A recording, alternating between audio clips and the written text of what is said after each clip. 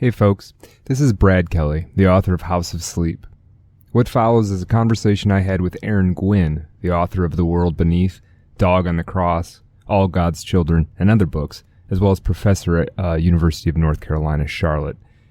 We recorded this as an appetizer of sorts for my novel House of Sleep, and so we talk process, my writer origin story and influences, the extra-rational in fiction, and many other subjects.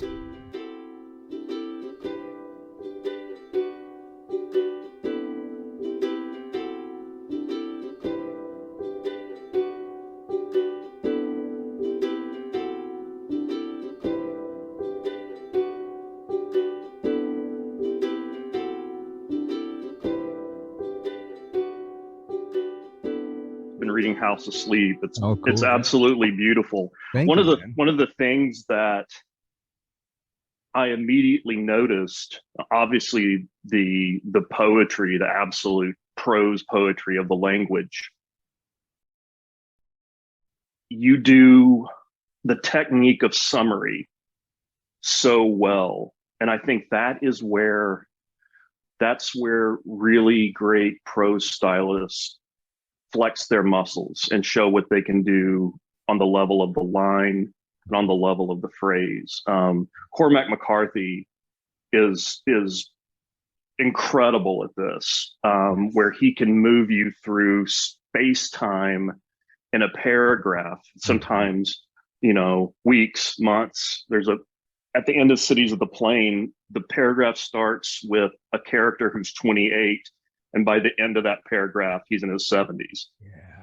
Yeah. So you deploy that in House of Sleep in really interesting ways. Can you talk about the way you think of summary and the way you weave that with scene? Sure. Yeah. I mean, so I am by nature and tendency, and if I don't think about it, I am a scene writer. If I didn't stop myself for a second, I would just write a novel as one long scene that doesn't ever, with no interruptions except, to go to the bathroom or something. Mm-hmm. But I realize that doesn't work. It can work in short stories, and I have short stories that are just a scene essentially that plays out. But if you're going to tell a longer story and you're going to have an individual actually develop, which is, I think, at least in part what a good novel is about, is the internal and maybe even external changes of a character. You're going to have to skip some stuff, right? And there's potency too in media res kind of dropping into something that's already happening. There's that great bit of advice, get in. What is it? Get in late, leave early. Mm-hmm. Right. And so I subscribe to that pretty well, but the summary stuff, it's trying to find the right mode to carry the exposition across that you want to get across without it feeling like exposition. So for me, what my focal distance is, both time and space from the characters, is all dependent on me trying to make it feel like I'm just telling you a story and I'm not giving you background, even when I am giving you background. Mm-hmm. Of course. Yeah. So yeah, I mean, I'm very careful about tense plays into this, but not just tense, but the sort of edge syntax that hints at tense, because there's present tense and then there's sort of ongoing tense, and the tenses, I think, for a creative writer writing fiction, the formal tenses that a grammarian will rattle off aren't quite the same as our tenses. They look the same. Absolutely. Exactly the same. So for me, it's picking and choosing all of those techniques from the toolkit, depending on what I'm trying to accomplish. Yeah. I've been rereading McCarthy's Suttree, finishing that up. Such a gorgeous book. It is a beautiful book. Yeah. And McCarthy does exactly what you're talking about in terms of tense. It's mostly in past tense. And then McCarthy seems to understand I need I need like a tool, I need a technique that is going to heighten the intensity of the presentness of this thought or the presentness of this experience. Mhm. And then he'll just go into present tense in a way that really works. Mhm. It violates the sensibilities of strict grammarians, but Right. it I, you don't you don't trip on it at all. You're like, oh, okay, this we're going another level into consciousness or another level into the intensity of this moment. Yeah, yeah, and that stuff is super important to me. And it's funny. It's like this House of Sleep is not. I don't think anyway. There's an obvious Cormac McCarthy influence, No, but I learned as much from that guy as from anybody. Just right? yeah, and so it ends up being, and he writes very. He's not in the characters' heads generally. He's writing in that sort of third person dramatic almost exclusively. Um, Right. that doesn't quite work for me a lot of the time, Mm-hmm. especially if you're going to write something, a book that's about people's dreams. It's kind of hard to, Right. you're And going to have to, consciousness. There's so much of this is about consciousness. yeah, yeah. So as much as I'd like to write like a No Country for Old Men a little bit, it's just not going to Right. work in this, for the subject matter. Absolutely. Um, so tell me about like I thought the same thing. I didn't think it was McCarthy influenced, other than like McCarthy and like many of the great stylists of American literature, the novel announces itself with that sort of prologue voice, that big, Mhm. that directly addresses the reader. Like this is a book that's going to be very interested in language. This is a book that's going to be very conscious of language. I tell my students that there are two legitimate ways a fiction writer can approach language. And one is the John Irving, to some extent, Updike, Norman Mailer kind of view of language, where those writers usually want the words on the page to sort of disappear for the reader. So it's just like a clear pane of glass, right? They're Mhm. trying to produce a prose. Michael Chabon, when he's at his best, does this. I think Cavalier and Clay. The language is a window into this fictional world, and they don't want there to be any drag or lag. They don't want you to notice the window pane, right? And Yeah. the reader it looks into this fictional world through the window of language. But there is the counter strain, which is Melville, Mhm. Faulkner, McCarthy, where it's like viewing through a pane of stained glass, Yes. I love right? So the writer wants you to both see the fictional world beyond and be swept up in the beauty of that, but they also want you to see the glass. right, right. Yeah, and I definitely would be more. I find myself more in that school, and I respect the hell out of the former school too. I mean, some of my favorite books are that category. Okay. Um, I mean, I love Michael Chabon. Yeah, yeah, Other he's writers great. who are like that too. Margaret Atwood is more or less like that, I would say. There's a whole range of them, and I love those writers. But for Sure. me, for whatever reason, I think I'm intoxicated by the sentence. Right. I love it, and I love seeing what it can do. And I can make sort of a film parallel. It's like if you watch, I'm trying to think of somebody who just kind of shoots what's happening. Haneke, or most stuff Mhm. that's on TV, it just kind of looks what normal life looks like. And that's fine. Right. There's some great Right. stuff in there too. But then every once in a while you get something that's sort of filtered and color corrected, and the angles are strange and the people look strange. And that stuff's captivating to me. So Right. And it yeah, always looks like that director. Like you can, right. even if you're not familiar with the film, you can see 5 seconds of a Ridley Scott film. Yeah. And because of the filters, Hmm. because of the lighting, Hmm. I would say the same thing about Steven Spielberg. Yeah. And of course, the great stylists like, Fellini, etc. Yeah. They have Kubrick, they have those visual signatures. So talk about, I was thinking about Nabokov as I was reading House of Sleep, and I don't think it's derivative in any way of Nabokov, but it does have that rich, um, dreamy, hallucinatory quality. Yeah, of I mean, Nabokov's best books. yeah, I mean, I think that's probably also a subtle influence. Two books that I'm enamored with, and everything I've read by him I have enjoyed and taken a lot from. Um, though, he's got quite an oeuvre, so I can't say I've read all of it. But uh, Speak Memory, which I think is Hmm. an absolute masterful memoir. What do we want to call it? Autobiography, Right. just perfectly done. Hmm. And then Invitation to a Beheading, which is also Mm. in the top shelf of like what I would call basically psychedelic literature, even though it sort of somewhat Interesting. predates psychedelia, in terms of the way we think about it culturally. Who else is big for you influence wise? Yeah, so there's a range of them and sort of all for different reasons. Like for instance, I love William Gass, The Tunnel and Mm. Owen Setter's Luck. Um, I don't want to write like William Gass because it's a little too obscure for me. Hmm. Um, Hmm. but sentence level and the images and the metaphor, I mean, the guy has some of the top shelf metaphors of all time are in The Tunnel. Um, Mm. so those are highly influential on me. And Cormac McCarthy, obviously, is because we've talked about him. Um, William S. Burroughs was a huge influence on me, just because Interesting.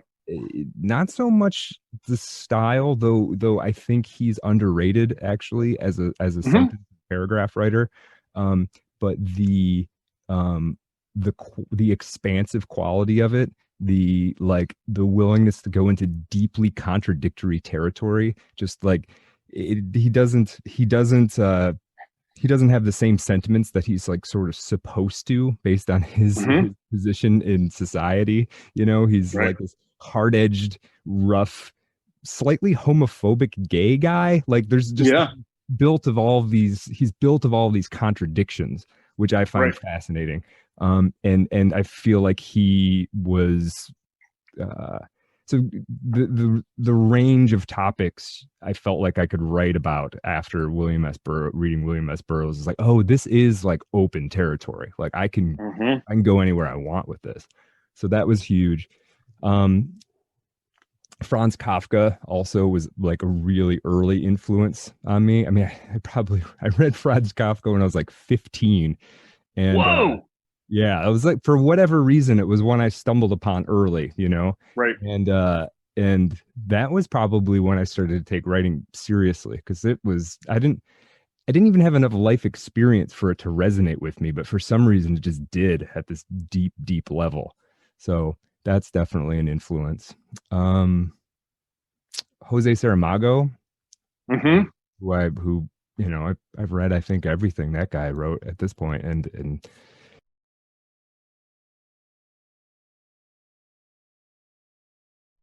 yeah, that's probably, I could come up with a few more. Dennis Johnson is huge. Oh Um, man, yeah, he's amazing. yeah, mostly in sort of attitude or the kind of sensitivity that he had, which is it's not sentimental, but Nope. it's it's hard for me to describe.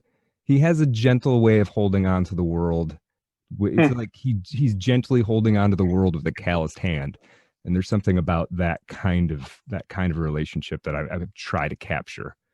So Man, I love Jesus' Son, yeah, though it's taken me. That's not my favorite. My favorite is Tree of Smoke, but yeah, it's taken me multiple readings of Jesus' Son. I think the first time I read it, I felt like I don't know. I don't think I got it. yeah, And then I started to, because of Tree of Smoke, I started, rereading his books or going back to the catalog. yeah, And I had a much better experience with Jesus' Son, and then a much better experience. I taught that first story in Jesus, what, car crash while yeah, hitchhiking, right? yeah. Right. So by the time I was teaching, I was really knocked out by him. Hmm. And I taught it in an intro to fiction writing class, right? And so it went over the heads of most of these, I don't know, 19, 20 years old, right?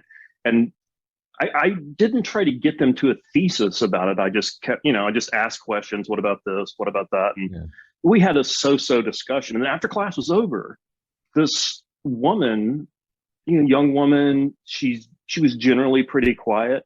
And Mhm. so she came up afterwards. She goes, "Yeah, can I talk to you about the story?" I'm like, "Yeah, sure." And she's like, "So I don't think the narrator's crazy." Because I think some people had mentioned, madness as a potential topic of Yeah. the story. Yeah. She goes, "Or maybe he's crazy, but he's crazy in the way that Jesus is crazy." Ooh. And, Yeah. right. And I was like, say more. She goes, like, "I think it's like a spiritual thing. I think," and like she just nails the Yeah. story. She got like right to the heart of it. Yeah. And I'm like, what you're saying is incredible. Why didn't you bring this up Right. while we were having class? This Yeah. is like, this is, She's probably a little it, shy about it, right? she was shy Yeah, about it it. wasn't, And she yeah. felt like a lot of students, she was like, "Oh, I don't want to say something wrong. I don't want to be embarrassed in front of this Right. class." But man, she got it in a like at a level that I certainly didn't get it my first time through. No, And I actually I didn't I liked Jesus's Son when I first read it. I didn't get it either. I liked it just because it was like druggy and like that was kind of the vibe I was in at the time that I read it. That sort of stuff appealed to me. And it was like underclass kind of characters, that sort of right, thing. And I could recognize that it was like well written at some level. But I didn't really get it until I was when I lived in Austin for a while, I was teaching creative writing at the Travis County Jail. And wow, I tried to and I don't know if I did well at all. It was tough. It was hard to know what to do and what was going to work, and there was very little continuity. Um, but I tried to teach that story, and it didn't seem, at least outwardly, to really land with anybody. But as I was trying, I was like sort of forcing myself to try to explain to them what was good about it. I don't know if I put it as succinctly and eloquently as your student did, but yeah, that was when I started to grasp it. And I was the only one in the room who did at that time that's anyway. amazing. But That's amazing. That's amazing. Well, um, I wanted to ask, mhm. whenever I read a book by a writer and I realize their talent and their talent starts to work on me, my first thought is, "Oh, man, where did this guy come from? Or where did this gal come from?" Right. Yeah, So yeah, can you tell me a little bit about like a little biographical stuff and like how did you come to fiction writing? yeah, Because yeah. I think there was a time maybe where being a novelist or a writer of prose fiction didn't seem like such a strange thing. But the longer I've done it, I'm like, this is a fucking crazy thing to do. Yeah, This is a yes, crazy thing to do. It's crazy. It's gorgeous and beautiful yeah, and rewarding, but it's not the logical step, I don't think, no, for anyone. no. Anyway, tell me about how you came to it. Sure, yeah, yeah, and that's a good point. I think maybe there was a time some generations ago where you could think of doing this as like a business move of some sort or a financial move of some sort, and that doesn't seem to be the case anymore. Um, I'm from the Detroit area. Um, kind of grew up in the sort of auto worker world a little bit. My dad worked for Chrysler, was a Vietnam veteran. Mm-hmm. Parents grew up as farmers basically. um, Ended up going to Wayne State, which is the college right here in Detroit. And my brother and I were sort of first generation college kids, so we didn't really know what college was exactly. I didn't Mm-hmm. realize that until after that, like, oh, I didn't actually know what I was doing. It was just more, Mm-hmm. you know, I didn't know what graduate school was when I was a freshman in college. Not really. And so I got a civil engineering degree because it seemed like that was a good path to financial independence of some sort. And I was pretty good at math, but I was even writing and reading then. I was like the high school kid who was like, who I had an older brother and I read all of the stuff he was assigned in school, like when he was Wow. assigned it. And then, so once I got there, I'd already read all that stuff. So I had to find other stuff. Um, so it was always kind of precocious in that regard and writing sort of a little bit here and there, but not really in any formal way. And then when I got to college, um, I decided at some point that I was just going to sit down and write a novel. And I did. I was like 20 years old. I wrote a novel and it was Wow. terrible. I didn't understand revision. Like I didn't understand that you had to revise. I figured you'd like proofread it, like go Right. through and make sure the commas are in the right place or whatever. But I didn't really understand revision, and it would take me kind of a long time till I got there. Um, and I was so disappointed with that novel, but I liked the process so much that I kind Hmm. of promised myself that I was going to take it seriously once I got out of college, once I graduated with a civil engineering degree. So I moved to Idaho for work. I was doing work in transportation industry um, in Boise, Idaho, which is a great place. Still, Mm. it's grown. It's kind of like Austin, but a little bit smaller, a little less rough around the edges. But how high desert town, mountains in the background, skiing, hiking, all that's great place. I've heard it's beautiful, Right. absolutely beautiful. I'm dying to get out there. My brother lives out there. It's part of the reason I Mm. moved out there. So I had promised myself that I was going to take this writing thing seriously. So I enrolled in Boise State to get. At first, I was just going to take creative writing classes, and found out that getting a second bachelor's is super easy. Like all you have to take is literally the stuff. All your gen eds and all that stuff are already over. But I Right. was fortunate enough to get to work with Mitch Wieland, who I'm not sure if you know him or not, and Brady Udall. Oh Um, yeah, Brady. yeah, yeah. So I had their classes and a few other people, Christian Wynn, and J. Reuben Appleman, who's still a really good friend, who actually helped edit this book. Who he's not so much in the fiction realm, but he is a great poet, and he wrote a book recently called The Kill Jar, which is about a serial killer, a nonfiction work about a serial killer here in Michigan, actually in the Whoa. 70s. The Oakland County child killer. So, and anyway, so working with those guys, and Mitch one day kind of told me, he was like, listen, you're pretty rough around the edges, but you like could be the real deal if you really work at this. And I was like, well, okay, well, what do I do? Like, what Hmm. should I do? And I was working Absolutely. hard. I was cranking out 2 short stories a month, or so, while working a full time job and drinking probably too much and partying. I had that Irish hell raising constitution, so I didn't really need sleep very much. And he suggested that I apply to these MFA programs, and so I applied. The first year, I got into a couple of programs, but I decided that they financially didn't make sense. I was kind of heartbroken. They just weren't they weren't good fits, and Hmm. maybe I just shouldn't have even applied to them, honestly. Um, It's expensive to do that degree, which is something that's not talked about enough, right? it is, yeah, and that was the thing. I had a job that was okay, was financially good, but it wasn't what I wanted to be doing, and I was in a place I liked, and I was like, dude, I really want to move to like, I'm trying to think of one of the places. I can't even remember now. Do I want to move someplace I've never been, take on a whole bunch of debt to do this thing so anyway, made the decision not to, and then applied, got my portfolio really in order. I Hmm. published a collection of short stories called Under Fluorescent Light.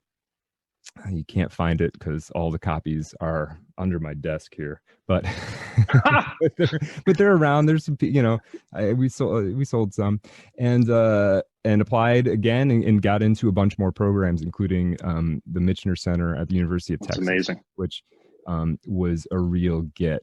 So um, I just feel incredibly fortunate that I got in. So I was able to work with some amazing writers. Elizabeth McCracken, I think, she was my thesis advisor, but I think my understanding was she was who recommended, in the portfolio review process, recommended that I come into the program. That's Um, awesome. yeah, Jim Magnuson, who is, I love that man. He's so Hmm. great. He's so supportive and wonderful. And just a litany of other writers, guest people who would come in for a semester, people who would come in for a couple of weeks. Alan Gerganis was a great mentor for He's me. great.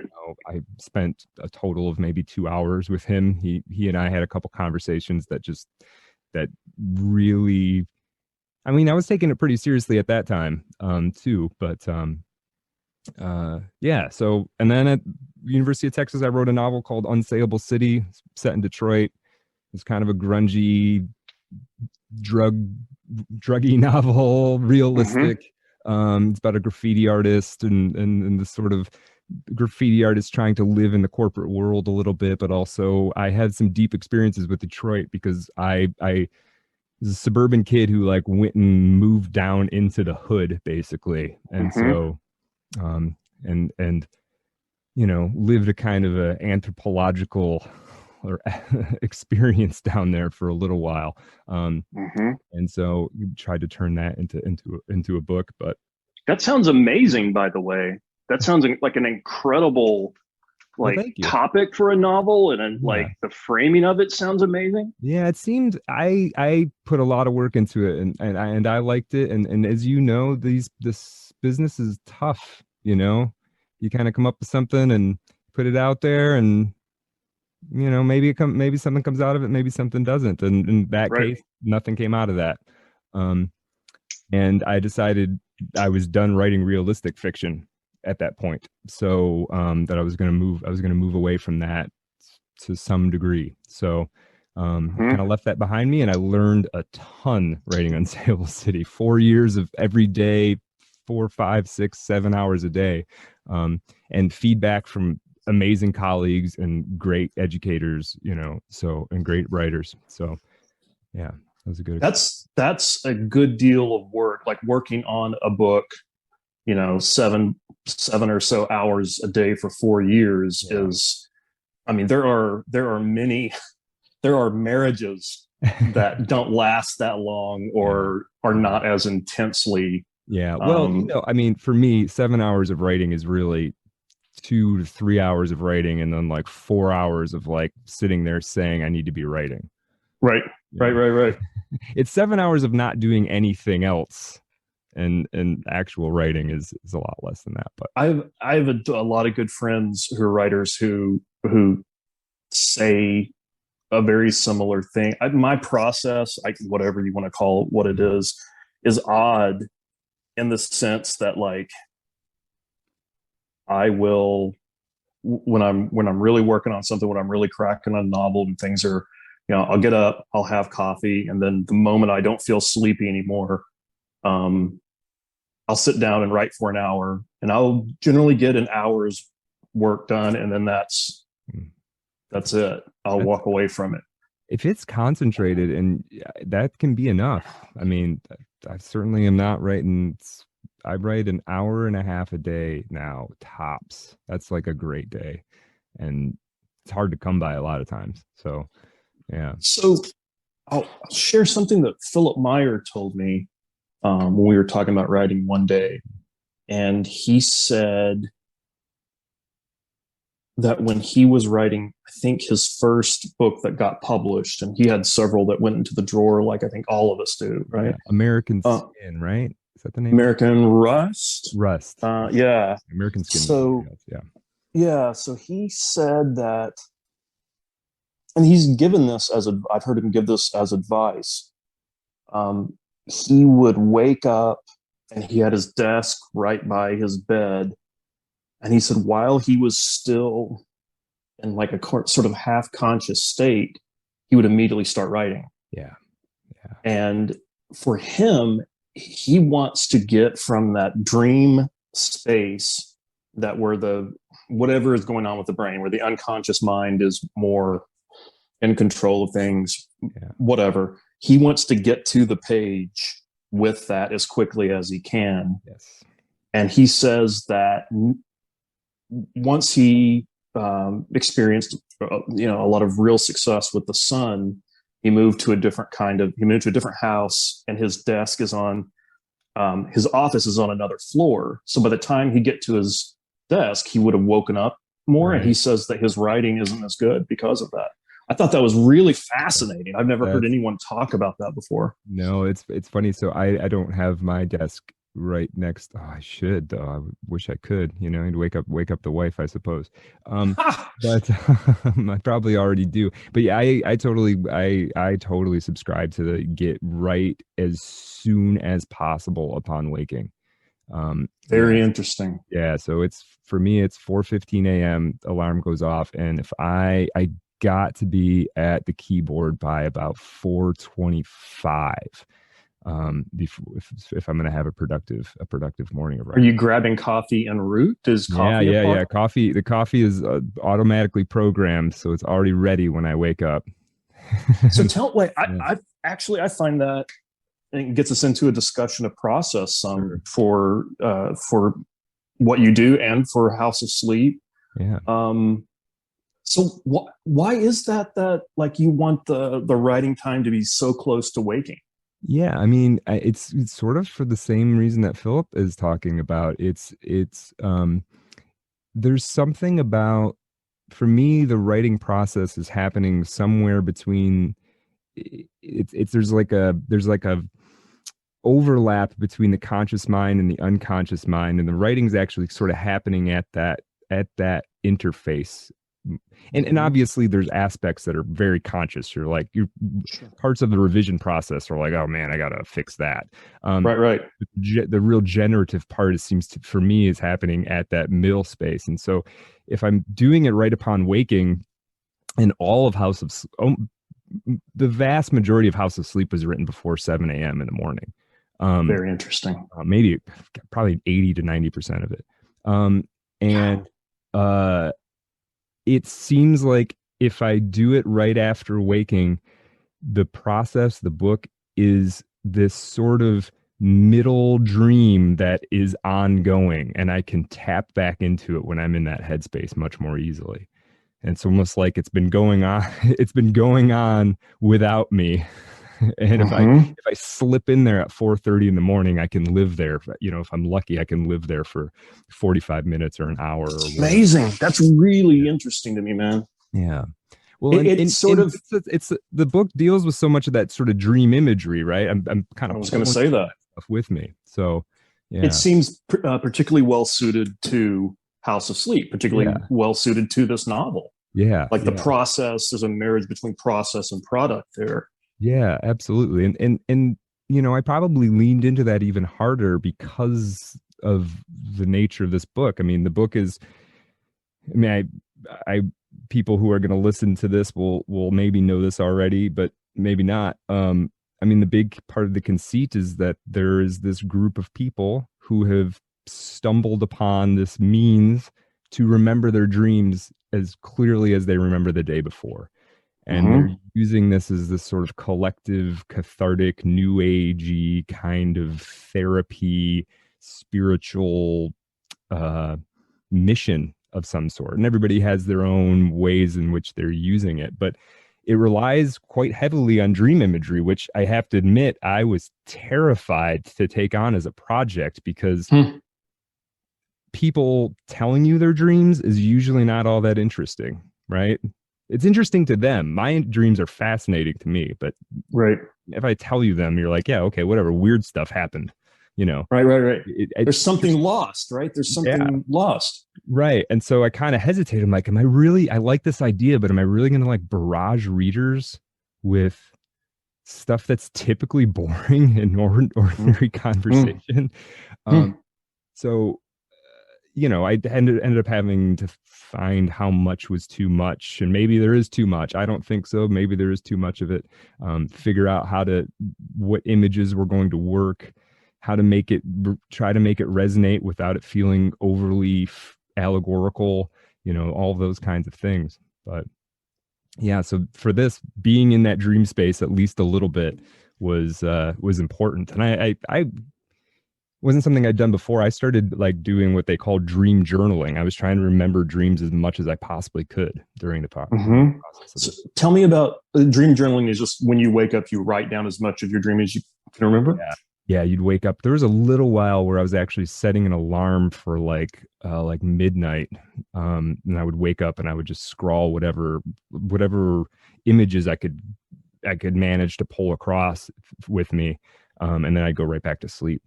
Um, but yeah, so you actively try to remember it. And then there are a few other practices too you can actually do that are kind of cool. If you can train yourself, there's a couple of things. One is if you can train yourself to throughout the day, throughout your waking day, like just knock on stuff, just like knock your knuckles on stuff, or really pay attention to the time and not just glance at the time.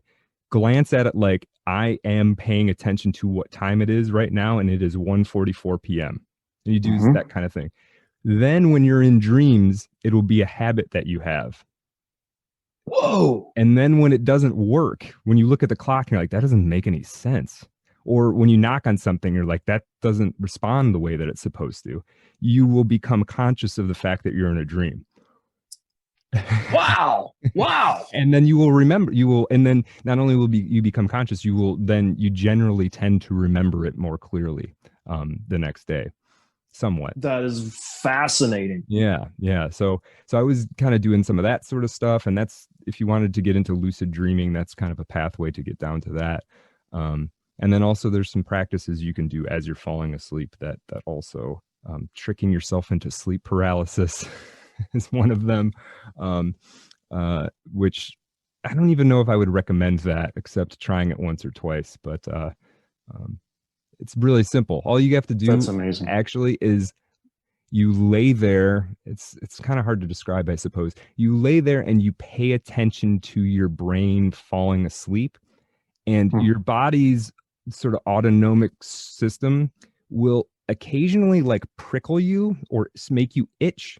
And what it's Hmm. doing, and this is very strange, there's two parts of your brain that are trying to communicate to each other, essentially. This is how it was explained to me. They're they're testing you with a stimulus to see if you respond to it. So if you have an itch and you scratch it, then oh, you're not asleep yet. So we can't do all these other falling asleep processes. Right. Hmm. But if you just lay there and you start itching or having like weird and you resist them, you don't scratch them, you don't move, you don't adjust to get more comfortable. The part of your brain that is trying to test you to see if you're asleep will think you're falling asleep, and you will dip into this very strange middle territory. It's called Whoa. hypnagogic sleep, basically. Yeah, yeah. Okay, so I've heard of like hypnagogic startle. Yeah, yeah, that's that jerk. Yeah.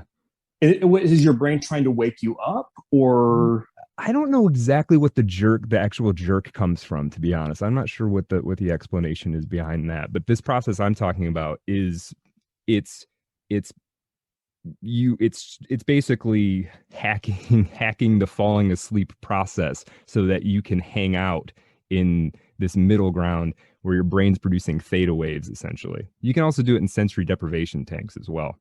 this Um, is amazing. yeah, so yeah, I mean, I spent some time in those spaces, right? And tried to bring some of that I thought was interesting or cool or had some literary merit or something, and then bring that across into House of Sleep a little bit. Have you experienced the phenomenon of having a really terrifying nightmare, uh, and you wake up, and for maybe like a good portion of the morning, you are sort of emotionally caught in that tone. You know what I mean? Yeah. Like I mean, you can be really bummed out by it. You can be a little jumpy by it. Yeah. And you know now, obviously, you're awake. What you experienced was a dream, but the emotional experience of that dream was so strong that you woke up with Yeah. that and it Yeah. lingered. Have you experienced? Oh Yeah. yeah, absolutely. And I find one of the most interesting human experiences is to have that, but not remember the dream. So Right. all you have is this emotional residue, but you can't quite connect it, or you maybe have a very dim image, but you just feel a certain way. It feels like it's sort of imposed on you. It's very strange.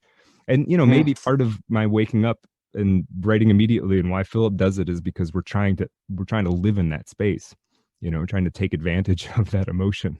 Right. Maybe there's uh, maybe that is linked to why when we try to communicate our nightmares in a rational way to spouse, girlfriend, buddy, or whatever, you're like, oh my gosh, I had this horrible dream. Right.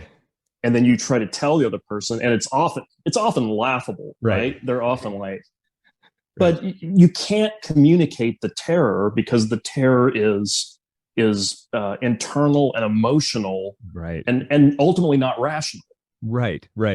Yeah, and that's why it doesn't, yeah, I think you're absolutely right. That's why it doesn't land as like a, it's not, it doesn't land the way that telling a story of something that actually happened lands. It can't quite. And I think it's, it depends on what you think dreams are, and obviously there's Right. different takes on it. And House of Sleep, there's different takes on, different characters have sort of different takes on what they're supposed to, why you have them.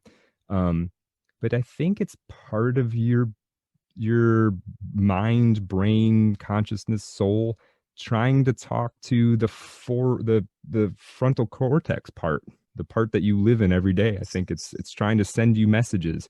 And if that message isn't for your spouse or your friend or whatever, Interesting. it's not gonna work for them. Yeah. So Cormac McCarthy believes a similar thing, and we know this because he published. His one big piece of nonfiction, right? Yeah, he published this essay about dreaming and the unconscious, and I thought it was fascinating and Mhm. funny, but he clearly thinks that it is. I mean, he talks about the unconscious slash dreaming Mhm.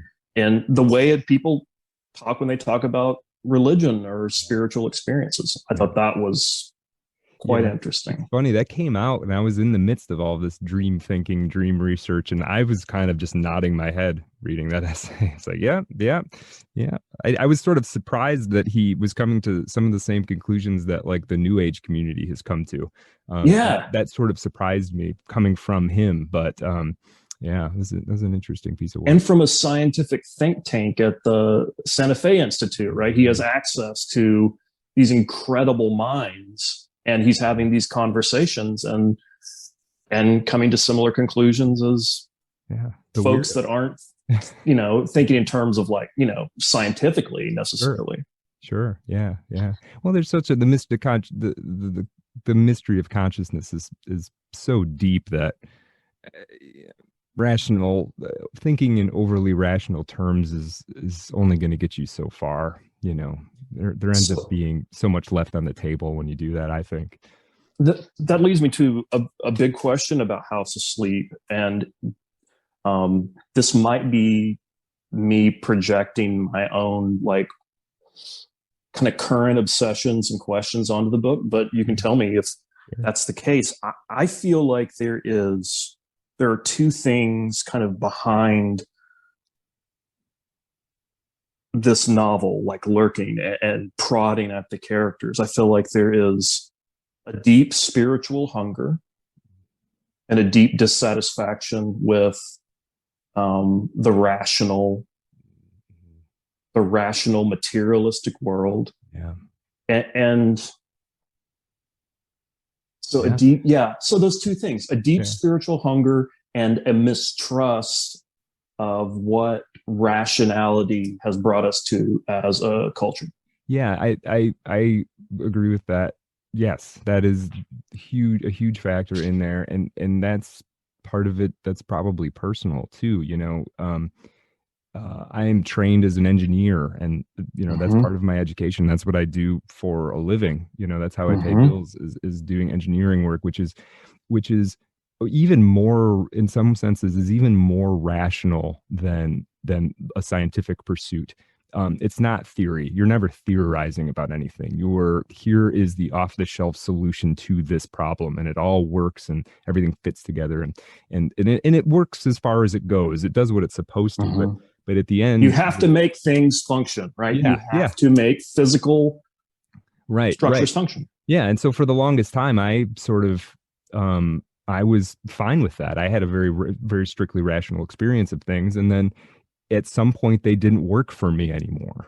They just it was missing stuff. It was like, yeah, this is cool for solving everyday, like day to day, moment to moment problems. It's all good for that, but there is a hole somewhere, and I don't know Mm-hmm. what's supposed to go in there. And yeah, this book is partially me sort of figuring that out. And I spent a fair amount of time like in new age sort of communities and groups too. Partially as a participant, and then partially out of sort of curiosity and just wanting to see what they were up to and that sort of thing. Mm-hmm. So yeah, no, you're hitting the nail on the head. Absolutely. Um, one of the main characters, the conflict that Lynn has with her fiance, the big one is that he's overly rational and she can't quite live that way. Mm-hmm. That's a big problem Mm-hmm. to have. And that's what leads her to the House of Sleep eventually as well. That's really interesting. I think I've been thinking about and feeling what you're describing. Mm-hmm. And I think there is a segment of our culture that feels very dissatisfied with the conclusions that like, this is it, this is all, like. Right. Well, and see, the thing is, if you read or talk to, and I'm not saying how to put this, I want to be polite.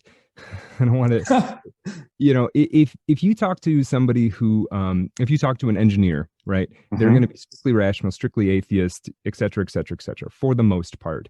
Some Right. of them might go to church on Sunday, but they don't really think about it. It's just sort of familial convention or whatever. But if you Mm-hmm. talk to somebody who is at like the Santa Fe Institute where Cormac McCarthy is, or you read back to what some of the theoretical physicists of yesteryear said, Max Planck Mm-hmm. and these sorts of people, they all knew there was a mystery. They all knew that there was something deeper. Like, Mm-hmm. I wish I had the quote at hand. I used to have it written on a thing right around here, where I believe Mm-hmm. it was Max Planck or somebody of that generation who basically said that the first sip you take of science makes you an atheist, but at the bottom of that glass is God. Wow. Right. I love that. Yeah. I love that. So those they're people who are playing at that extremely high level. Not to say that they would all say they believe in God necessarily, because that's a word that we all have different definitions for. So it's difficult to even Sure. talk about. But they know there's a mystery. They know there's something that they can't quite get their hands on. Um, and I think it's what it tends to be is the um believe science kinds of people who don't think that. What they don't It's realize is all the people who are at the top of their game in this thing they claim to believe in understand that there is a mystery, that there's stuff that so can't be explained. I was having dinner with some colleagues, just kind of from all these departments where I teach UNCC. I don't know, number of years ago. We're all kind of sitting around, and I don't generally get to talk to people outside my department. So there were these people from, I don't know, one of the sciences. They were kind of sitting around. They have like labs at their disposal. I think one was a chemist and one was a physicist and all this kind of stuff. I was kind of asking them about what they did and the papers they published. And one of the guys says, well, what's really key is, to have a lab at your disposal and to go in there and to be able to conduct your experiments and confirm your data and then get out. And the other scientist started laughing, and his colleagues started laughing. He's like, yeah, totally. I'm like, wait, what do you mean? He goes, well, if you hang around too long in the laboratory and you continue to do tests, you'll prove your assumptions wrong. And I thought that was an Amazing, right? amazing thing. So I'm like, you're just trying to get enough data to prove your thesis, and Yeah. then you don't want to know anymore. Yeah. And they're like, yeah, because if you do that, you won't have a paper. Well, you got to publish, and you have to publish, right? You got to get And you that have to paper out. It's got to publish. get accepted, and yeah, you don't want to shoot yourself in the foot, and you also don't want to fake data. So yeah, that seems like this good incentivized compromise, right? But yeah, then that just sheds light that just okay, so that doesn't mean that all of the data being generated is useless. It just means that Sure. there's just more. There's There's more. the rabbit hole just keeps going deeper and deeper and deeper. So yeah, and that's maybe that's why I'm a writer instead of anything else, because I'm allowed to just go into the rabbit hole basically, and I don't have to Dude, come we're out with supposed to live in the conclusions. rabbit hole. Yeah. We're supposed to live in the rabbit hole, Yeah, right? yeah, And you don't have to come up with solutions. You don't right. have to. Yeah, yeah, That's fascinating, man. yeah. That's fascinating. I'm feeling very much like this drive toward the irrational, um, or the extra rational, the hyper rational Sure. in my life these days. Yeah.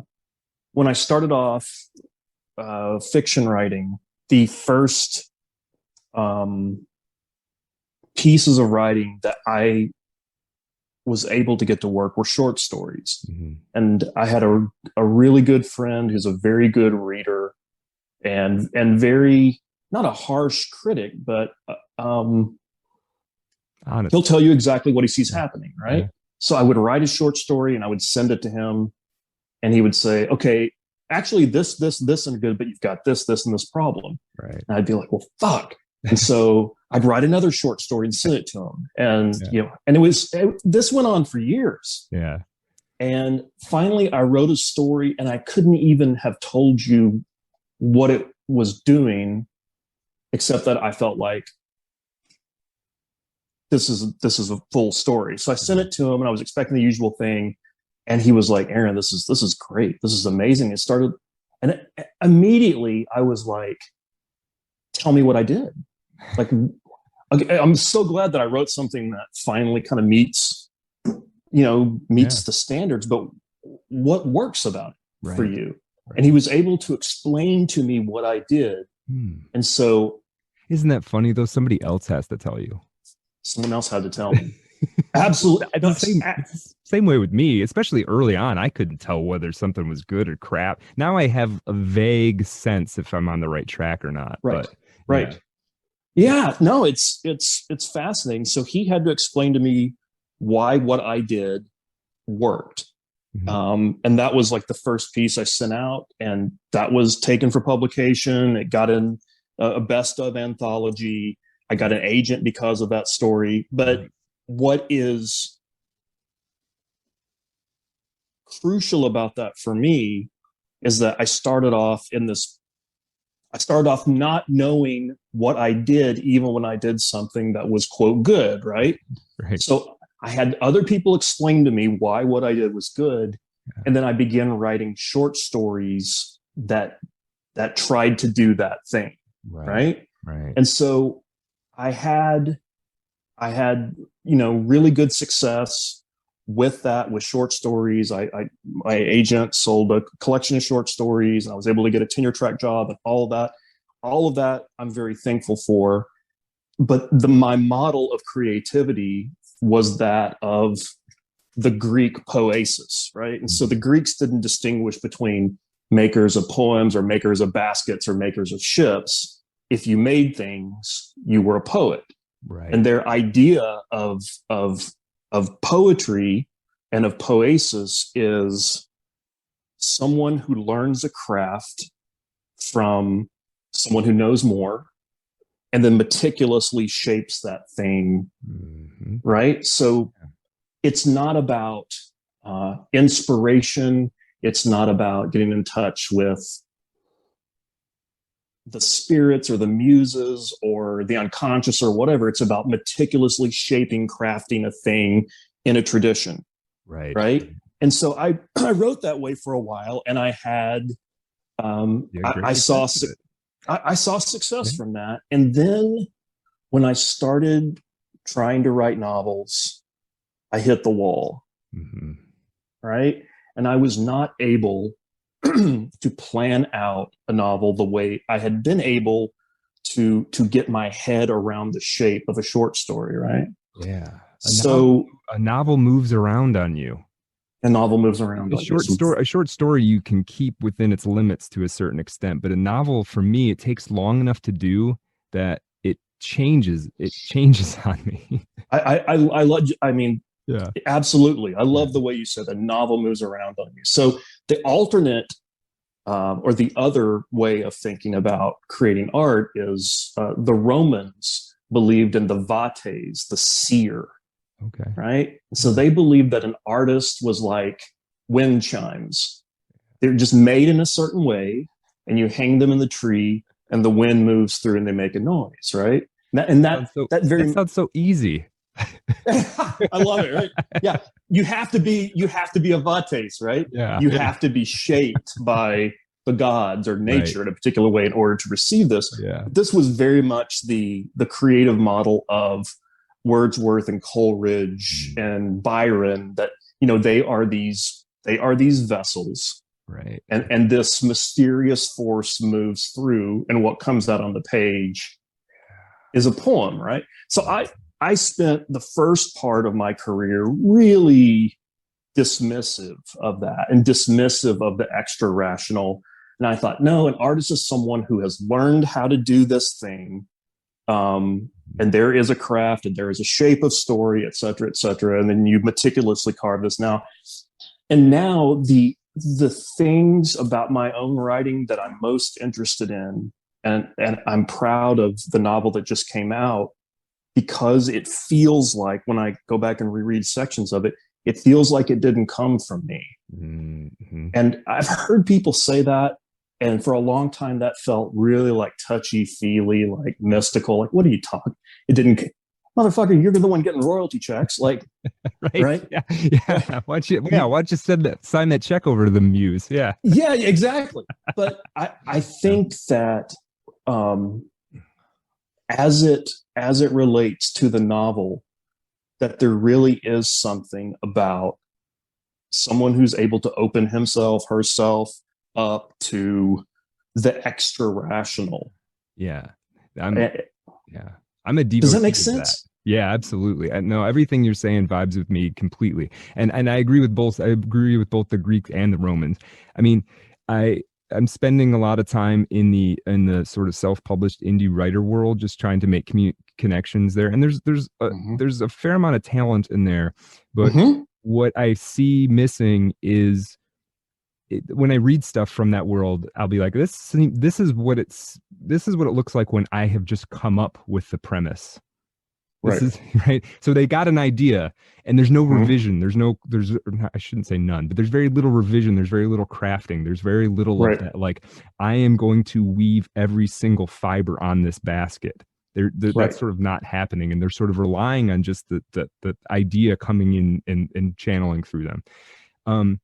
But yeah, I guess my point is, I try to what I'm trying to do is both of those things. I need that sort of inspiration, but I think the school of the Greeks is, okay, so if you're supposed to be a wind chime in the end, the school of the Greeks is you're creating yourself into that wind chime, right? You're making it so that when the idea comes, you know how to write a good sentence around it, basically. That's right. You know, you've got it's all muscle memory, right? The craft is sort of absolutely. I think because I spent the first 10 years of being a professional writer, all about technique, all about craft, all about habit, all about reading widely. Yeah. You know, so I had that part of me was developed. It was at first disheartening to admit that there was this other part. Right. But what I absolutely think you need both, right? You need to be able to get away from the rational part of the brain in the ways that you talk about with the composition of House of Sleep. Yeah. But then you need that craft technique part when you're revising. Right. And anyone who picks up House of Sleep and reads any page is going to see the amount of work and the meticulousness of the sentence writing and the craft. I'm glad you said that, man, because that's like, sometimes I had moments where I was like, man, do I really need to rewrite this paragraph again, or can I just let this one slip? So and your craftsman won't let you, right? Your craftsman won't let you slip. No. But after a while of writing the short stories I was writing, I don't know what their effect was on other people, but after a while, once I started finishing the stories, they did not feel special to me, and they felt like they did feel like just basket weaving according to a pattern. Yeah. And there's something that I really like. No, I rephrase that. The only thing that really interests me now with regards to my own work is when I'm able to produce something that feels like it didn't come from me, or I don't know where it came from. So I'm sensing some sort of mystery within my own work, and it's still mysterious to me. It's not overwrought. And I think that's going to be the thing, you know, that's going to probably be the thing that keeps you in love with doing it for the future. You know, it's hard to do anything for 20, 30, 40, 50 years. But I think that is, for me anyway, that's the thing that has kept me in love with it, despite, you know, kind of being shown the door by academia, not really, I published a number of short stories, but not being able to really get a novel published traditionally. That's the thing that keeps me sort of getting up and doing it every day, is because every great once in a while I'm able to tap into something like that. And to me, it has a sort of a spiritual aspect, and I don't Absolutely want to sell that, but whatever my spirituality in quotes is, it's all tied up in that process for sure. And it's my easiest way of interfacing with it. That makes complete sense to me. I mean, I another buddy of mine who's, he created True Detective, Nick Pizzolatto. He talked about like his religion. Hold on. Season 1 of True Detective is the best. It's amazing television that has ever been. It's so amazing that like I knew Nick pretty well. That's and awesome. I knew that he was doing something, but he just said, I've been doing a lot of writing and yoga. And I was like, all right, dude, whatever. And then like he started, that was back when Facebook was something you could actually get on. Yeah. And he would post pictures of him and Woody Harrelson and him and Matthew McConaughey. And I'm like, that's fucking cool, man. Yeah. What's going on with all this? And so then when True Detective came out, I was texting him like, this is so good, dude. I can't believe you did this. And I was getting back, that's what he. Right. Well, but if you put something out like that, right? Man, I would have to think so. Yeah. Just that you got to sit there and go, yeah. So by that third or fourth episode, I was sucked in immediately. Just everything about that, the cinematography, the writing, the performance, everything is just firing on all cylinders. Yeah. The moment where McConaughey goes on the speech about being a person and it's all the same thing, it was all the same dream, and he's made that little stick figure out of a beer can and he puts it down on the table, the dream you had about being a person. And I get chills thinking about it all over again. Me too. Yeah. But he would talk about the unconscious in these ways. He would talk about like discovery and kind of the way we're talking about it. Yeah. And also you can get to that place as a writer that's really exciting, where as you're writing, you feel like you are reading a book. Yeah. You know what I mean? Yeah. Like it's that place of discovery where it feels like reading. It feels like what I'm watching this story unfold. Yeah. Yeah. And I'll tell you, in House of Sleepore, there's moments like that happen for me. So there's a character called the Diving Man, who's this sort of guru, shamanic sort of figure who runs this facility, and he has a sort of a complicated past, and there's passages that's just him talking. He's often giving some biographical information about him or talking about some issue, and the plot, they sort of, they're serving their structural purpose, but those mostly just occurred to me, and those are the least edited. When he's talking, those are the least edited bits of the entire book. That's amazing. And mostly, and if a person is to read it, they're fairly syntactically and linguistically complicated, and there's a lot going on. And honestly, when those worked, I would just sit down and I would sort of say, hey man, you gonna like help me out here? Tell me what we're doing here. And it would feel like I was having a conversation with this guy. That is incredible, man. Yeah. And, I don't like him, which was also weird. He's not being vaunted as like a hero. He's just this figure that vaguely, if it was 500 years ago, I would have called him like a demon that I was interacting with, or something along those lines. But, and then and it was sort of like when he was willing to talk to me, boom, that was 500 words in 7 minutes, and pretty good, needed some polishing up. That stuff feels incredible. I mean, it feels like reading it. I don't know. I keep coming back to this line, but like there's something wonderful about it feeling like it doesn't come from you. Yeah. Yeah. And I wouldn't have said that 20 years ago. Yeah. I would have thought that this kind of talk was was really like, I don't know, Yeah. too new agey or Sure. something. Yeah. But on top of that, I think I would have thought, well, why would you want to produce something that feels like it didn't come from you? Why wouldn't you want to, have your stamp on every page? And, Right. it may be something about my ego has changed, or my ego's changed in relation to the work. Yeah. But it's, the thing is, like it's you still said, gonna yeah, go have your ahead. stamp on. It's still gonna have your stamp on it. Like, That's right. you can't not. It's coming out of your fingers, and it's coming out of, it's still gonna be. It's a light. Maybe it's a light being. The metaphor is maybe a light sort of being refracted through you. So you're definitely gonna. It's still yours, right? Yeah. Yeah, It's but not even a concern of mine. Like, yeah, I'm not thinking about that. I'm thinking right, about trying to get to that place where it doesn't feel like me. right. It's a beautiful place to be when you can be Yeah, there. absolutely, man. Absolutely. No, I'm Absolutely. seeking that constantly. Yeah, as much as I can